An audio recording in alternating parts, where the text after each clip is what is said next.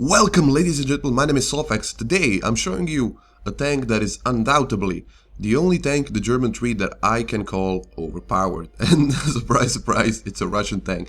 It is the Finnish captured KV-1B that has been given out in the Summer Madness event a few months ago, so it makes it kind of a rare tank. But basically this is a KV-1E featuring the F32 gun, so it's got the standard 25mm of oblique armor on the hull and on the sides of the hull. And it's got an additional 30mm all around the turret, if you could notice that just a few seconds ago. But I mean, that's all fine and dandy. This tank has 100mm of turret armor, but it still has a very weak frontal turret armor, and I mean, that doesn't make it overpowered necessarily. What makes it overpowered is the matchmaking it gets. This tank sits at 4.3. This tank will never, in simulator battles, see tanks that have a bigger gun than 76mm.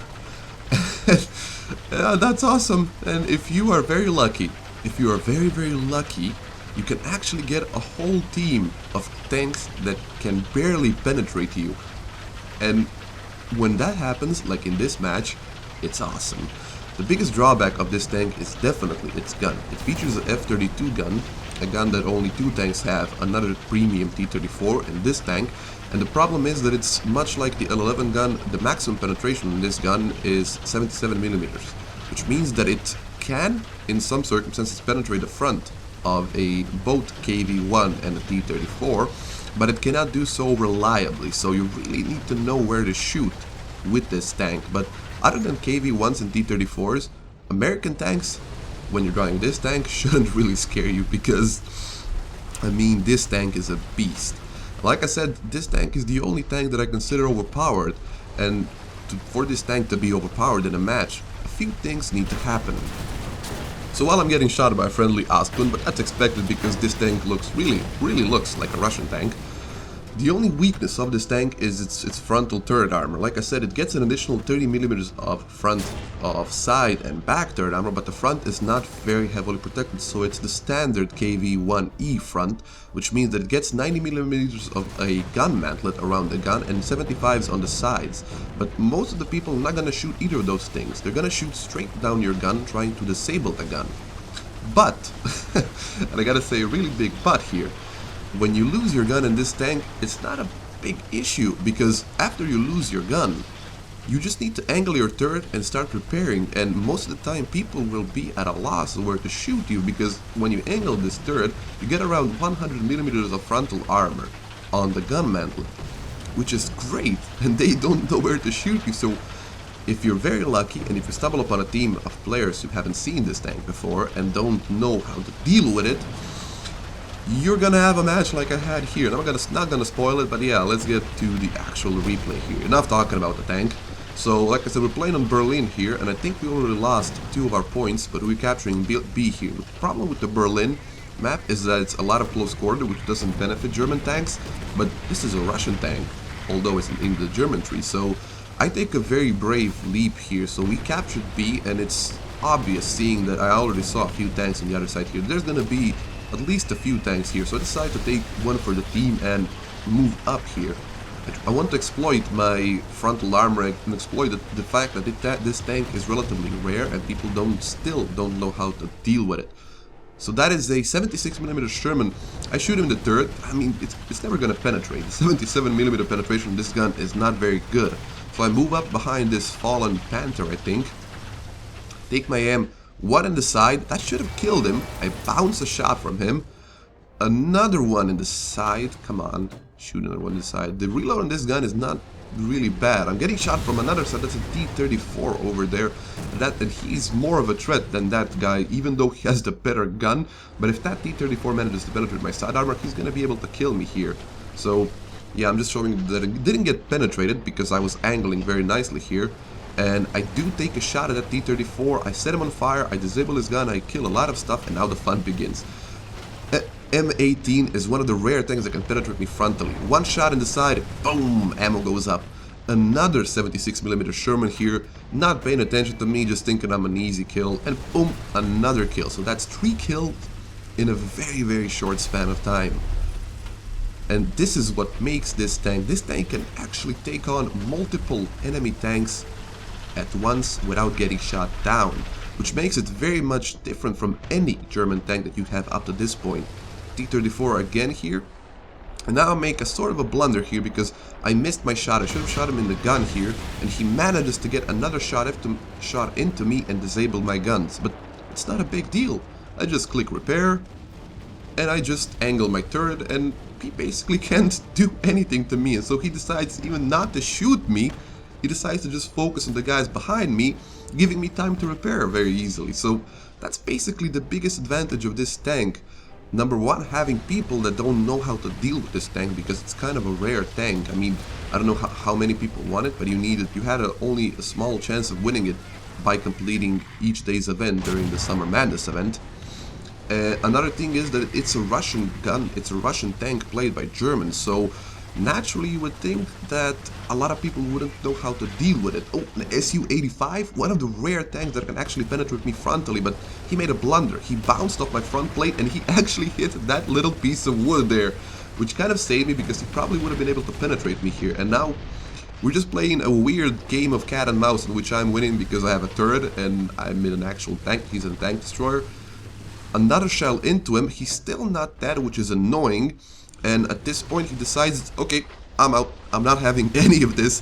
And I mean, this is a KV-1. It's a very slow tank, but I mean, even a KV-1 can catch a reversing Su-85. That's very easy here.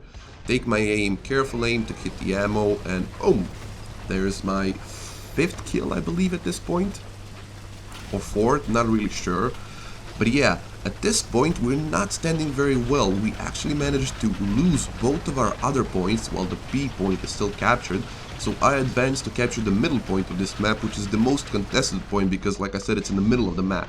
Even though in theory this point can be used very, very well here. Snapshot on the T-34-57, which is another dangerous tank because of that long 57mm gun that can actually penetrate this tank frontally. So he's disabled currently. I thought I saw another tank over there, but I didn't. I was pretty sure I did, and another shot into him takes him down. So that's a lot of kills, and if you get 2 kills in the simulator battles in a heavy tank, 2 medium tank kills, you've actually paid off your tank. Any other kill other than that, so 3 kills and above, you're doing more than you're expected to do in a heavy tank in a simulator battle. So I'm advancing here on B, and this little break in action gives me a good opportunity to talk about where this tank stands and should it actually be in the game.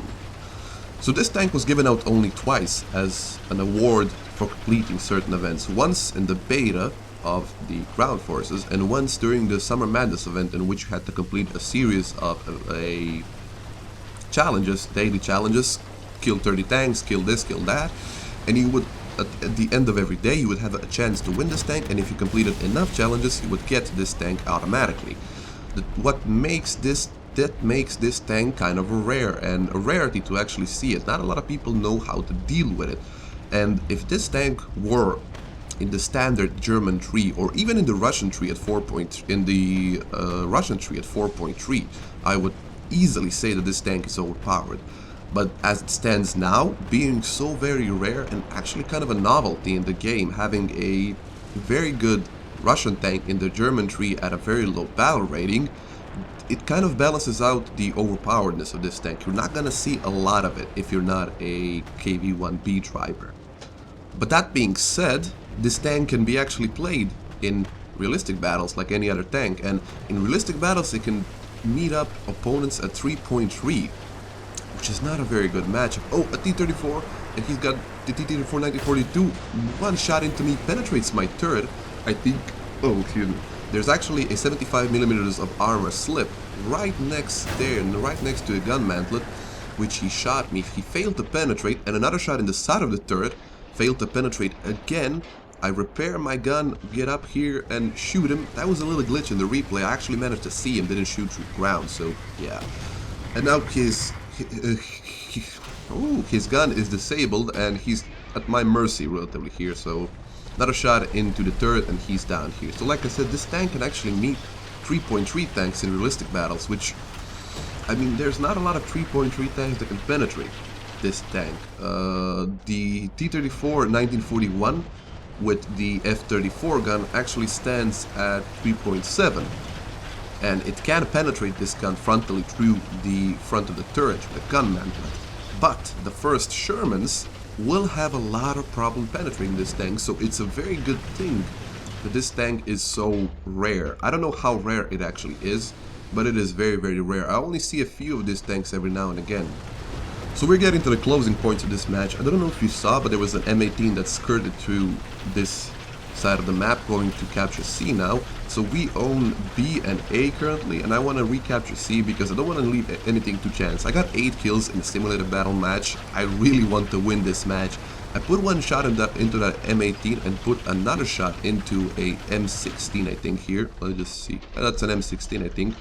And there's my 7th kill on that M16. So my thought here currently was I want to capture this point.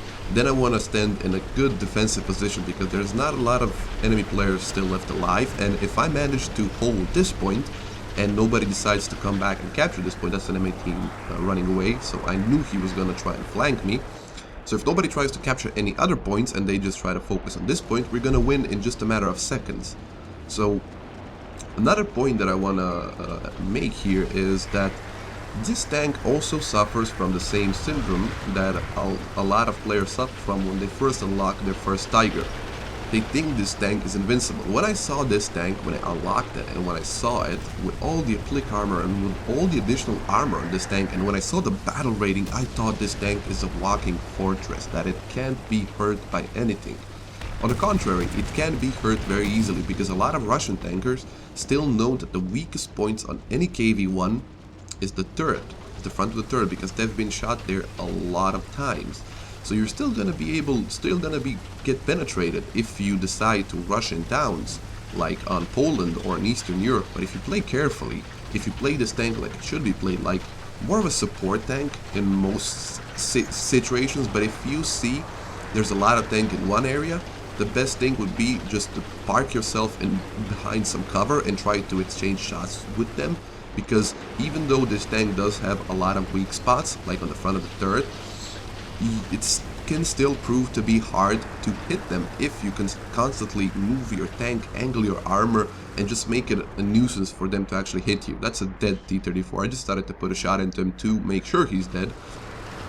But yeah, at this point we're gonna win this match. I just parked my ass here and wait for that M18 because I know he's gonna come here. And oh, there he is. Pre-aim, pre-aim, pre-aim. Boom! 8 kill. Oh my god, I was so proud of myself at this point. 8 kill in this match, and by killing that M18 I secured the win for us because there's only one other tank on the enemy team that's currently capturing A, and if this M18 managed to kill me, which is realistic because this thing can easily kill Tigers, and this thing is even less armored than a Tiger, we would have been in a world of troubles here. And in my eyes, I think I single-handedly won this match for my team. I really think I did. 8 kills, 3 kill assists, and capturing 3 points. I captured 3 different points, excuse me, 2 points, one the C point and the A point once, so 3 different capture points that I've captured in this match. Really, I think it makes me the MVP of this match, and I think I rightfully deserve I think I got 5k reputation points, excuse me, research points at the end of this match. But yeah, I think this showed you how great this tank can be and how much fun is it to play. I don't know if you can purchase this tank. If not, yeah, doesn't matter. My name has been Soulfax. I hope you enjoyed this video, and I will see you next time.